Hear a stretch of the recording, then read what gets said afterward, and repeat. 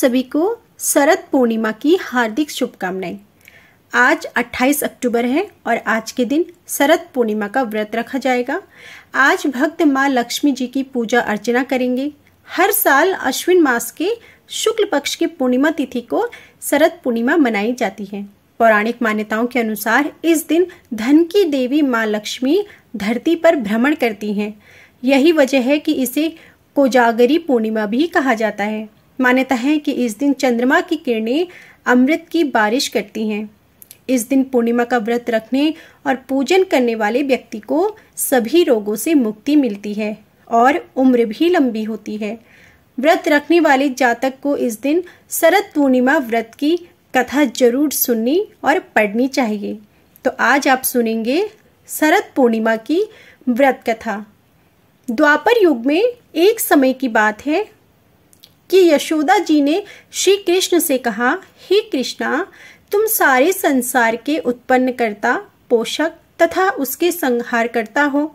आज कोई ऐसा व्रत मुझसे कहो जिसकी करने से मृत्यु लोक में स्त्रियों को विधवा होने का भय ना रहे तथा यह व्रत सभी मनुष्यों की मनोकामनाओं को भी पूर्ण करने वाला हो। श्री कृष्ण कहने लगे, हे माता, आपने अति सुंदर प्रश्न किया है। मैं आपसे ऐसे ही व्रत को सविस्तार कहता हूँ।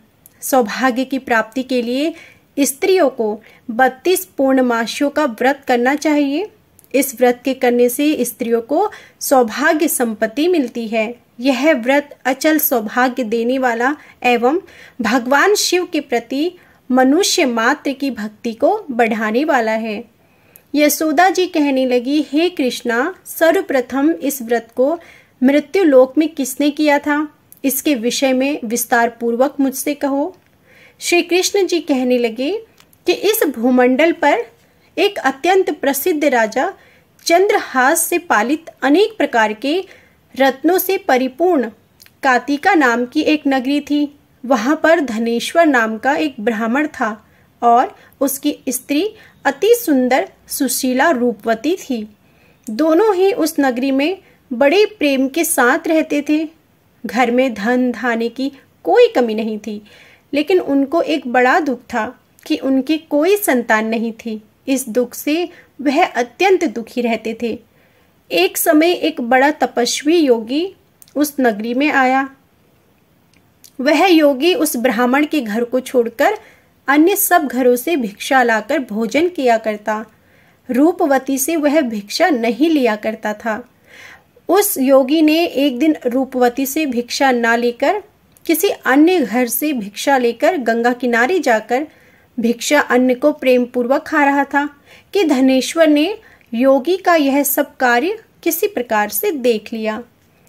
अपनी भिक्षा के अनादर से दुखी होकर धनेश्वर योगी से बोला कि हे महात्मन, आप सब घरों से भिक्षा लेते हैं परंतु मेरे घर की भिक्षा कभी नहीं लेते। इसका कारण क्या है? तब योगी ने कहा कि निसंतान के घर की भीख पतितियों के अन्न के तुल्य होती है और जो पतितों का अन्न खाता है वह भी पतित हो जाता है।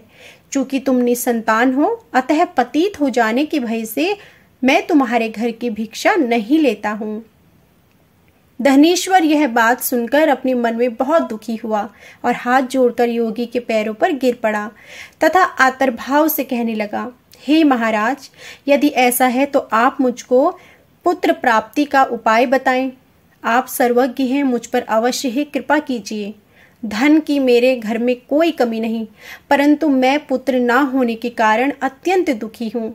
आप मेरे इस दुख का हरण करें। आप सामर्थ्यवान हैं। यह सुनकर योगी कहने लगे, हे ब्राह्मण, तुम चंडी की आराधना करो। घर आकर उसने अपनी स्त्री से सब वृतांत कहा और स्वयं तप के नियमित वन में चला गया। वन में जाकर उसने चंडी की उपासना की और उपवास भी किया। चंडी ने 16वें दिन उसको स्वप्न में दर्शन दिया और कहा, हे धनेश्वर, जा, तेरे पुत्र होगा, परंतु वह 16 वर्ष की आयु में ही मृत्यु को प्राप्त हो जाएगा। यदि तुम दोनों स्त्री पुरुष 32 पूर्णमासियों का व्रत विधि पूर्वक करोगी तो वह दीर्घ आयु होगा। जितनी तुम्हारी सामर्थ्य हो, आटे के दिए बनाकर शिवजी का पूजन करो, परंतु पूर्णमासी को 32 हो जाने चाहिए। प्रातः काल होने पर इस स्थान के समीप ही तुम्हें एक आम का वृक्ष दिखाई देगा। उस पर तुम चढ़कर एक फल तोड़कर शीघ्र अपने घर चले जाना और अपनी स्त्री से सब वृतांत कहना। ऋतु स्नान के पश्चात वह स्वच्छ होकर श्री शंकर जी के ध्यान से उस फल को खा लेगी। तब शंकर भगवान की कृपा से उसको गर्व हो जाएगा।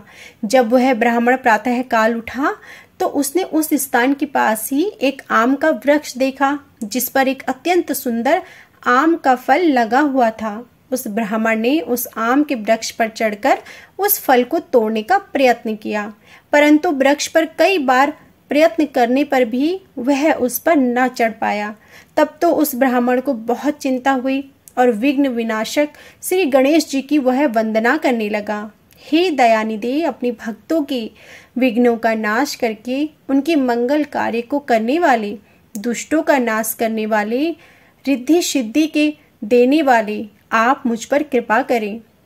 इतना बल दें कि मैं अपनी मनोरथ को पूर्ण कर सकूं।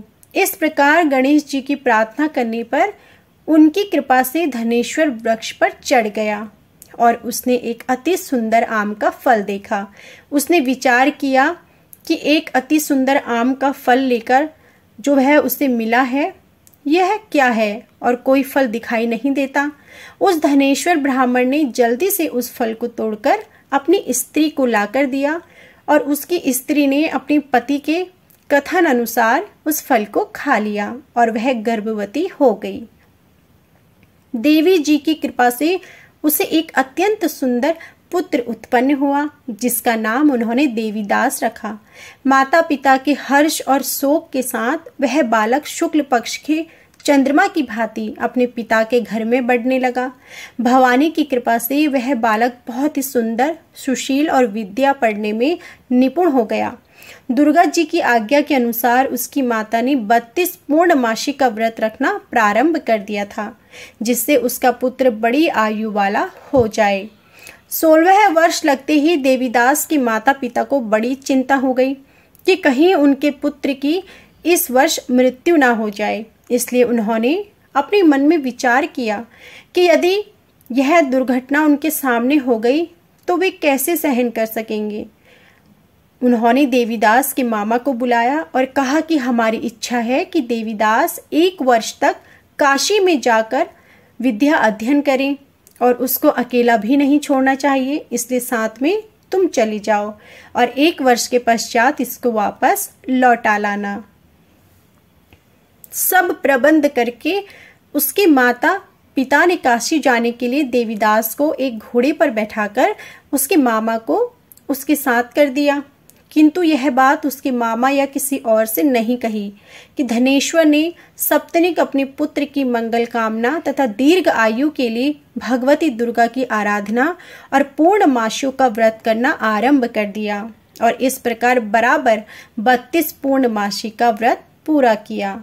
कुछ समय पश्चात एक दिन वह दोनों मामा और भांजे मार्ग में रात्रि बिताने के लिए किसी नगर में ठहरे हुए थे।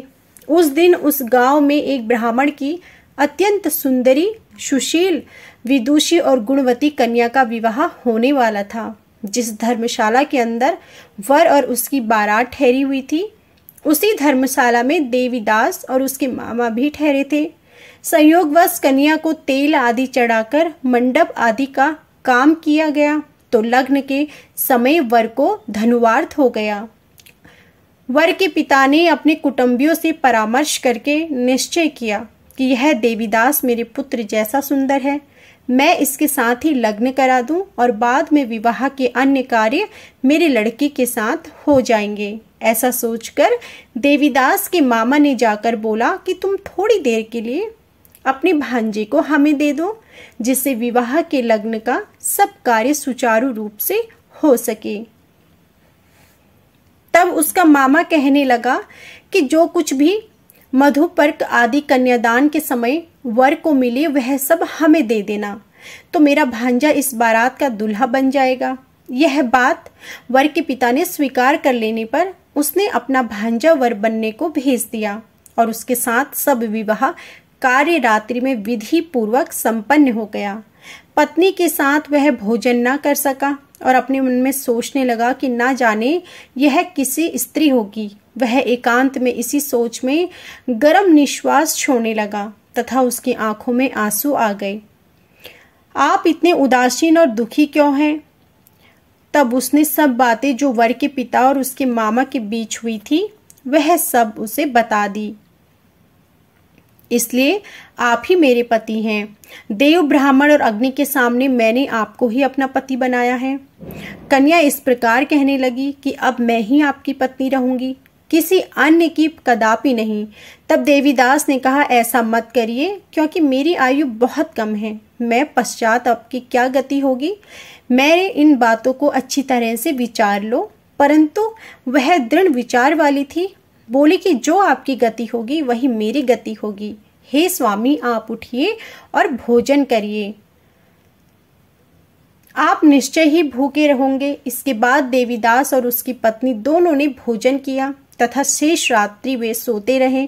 प्रातःकाल देवीदास ने अपनी पत्नी को 3 नगों से जड़ी हुई एक अंगूठी दी, एक रुमाल दिया और बोला, हे प्रिय, इसे लो और संकेत समझकर स्थिर चित हो जाओ। मेरा मरण और जीवन जानने के लिए एक पुष्प वाटिका बना लो, उसमें सुगंधित वाली एक नव मल्लिका लगा लो, उसको प्रतिदिन जल से सींचा करो और आनंद के साथ खेलो कूदो तथा उत्सव मनाओ। जिस समय और जिस दिन मेरा प्राणोरांत होगा यह फूल सूख जाएंगे और जब ये हरे भरे हो जाएं तो जान लेना कि मैं जीवित हूँ। प्रातःकाल होते ही वहां पर गाजे बाजे बजने लगे और जिस समय विवाह के कार्य समाप्त करने के लिए वर तथा सब बाराती मंडप में आए तो कन्या ने वर को भली प्रकार से देखकर अपने पिता से कहा कि यह मेरा पति नहीं है, मेरा पति वही है जिसके साथ रात्रि में मेरा पाणी ग्रहण हुआ था। इसके साथ मेरा विवाह नहीं हुआ है। यदि यह वही है तो बताएं कि मैंने इसको क्या दिया है। मधुपर्क और कन्यादान के समय जो मैंने भूषण आदि दिए थे उन्हें दिखाएं तथा रात में मैंने क्या गुप्त बातें कही थी वह सब सुनाएं। पिता ने उसके कथन के अनुसार वर को बुलवाया। कन्या की यह सब बातें सुनकर वह कहने लगा कि मैं कुछ नहीं जानता। इसके पश्चात लज्जित होकर वह अपना सा मुंह लेकर चला गया और सारी बारात भी अपमानित होकर वहां से लौट गई। भगवान श्री कृष्ण बोले, हे माता, इस प्रकार देवीदास काशी विद्या अध्ययन के लिए चला गया। जब कुछ समय व्यतीत हो गया तो काल रात्रि से प्रेरित होकर एक सर्प रात्रि के समय उसको डसने के लिए वहां पर आया।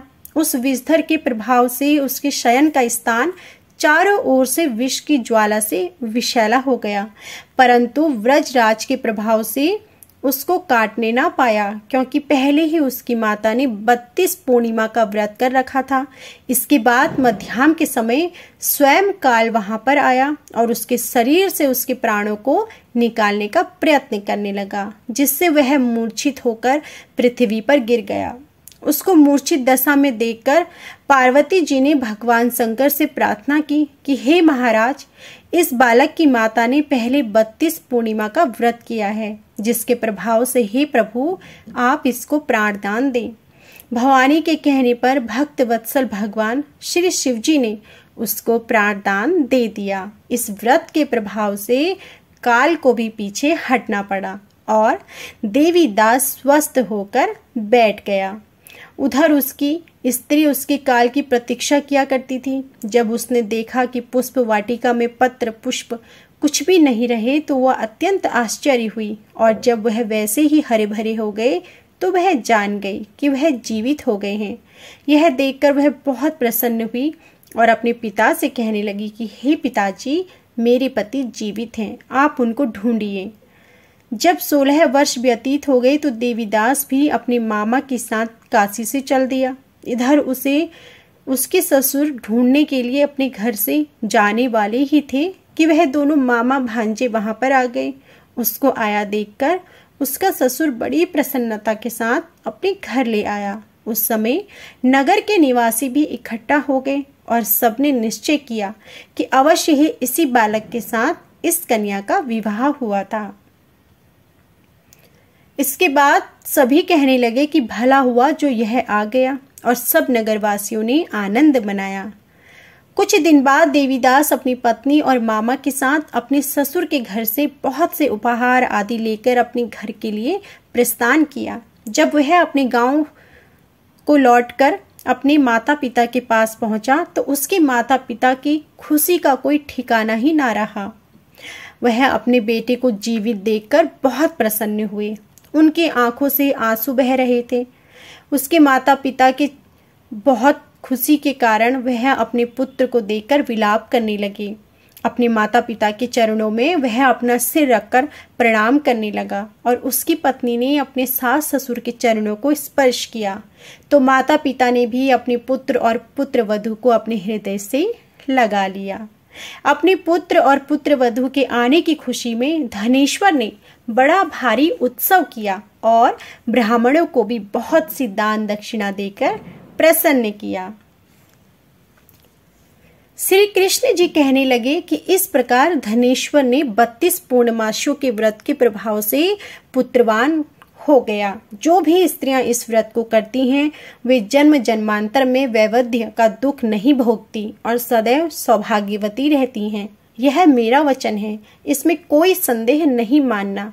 यह व्रत पुत्र पौत्रों को देने वाला तथा संपूर्ण मनोकामनाओं को पूर्ण करने वाला है। 32 पूर्णमासियों के व्रत करने से व्रती की सब इच्छाएं भगवान शिव जी की कृपा से पूर्ण होती हैं और इसी प्रकार जो कोई भी शरद पूर्णिमा का व्रत रखता है उनकी भी सभी मनोकामनाएं पूर्ण होती हैं। तो यह थी संपूर्ण शरद पूर्णिमा की व्रत कथा। उम्मीद करती हूँ कि आपको हमारी यह कथा जरूर पसंद आई होगी। कथा पसंद आई हो तो प्लीज़ वीडियो को लाइक जरूर कीजिएगा। कमेंट बॉक्स में जय श्री हरि जरूर लिखिएगा।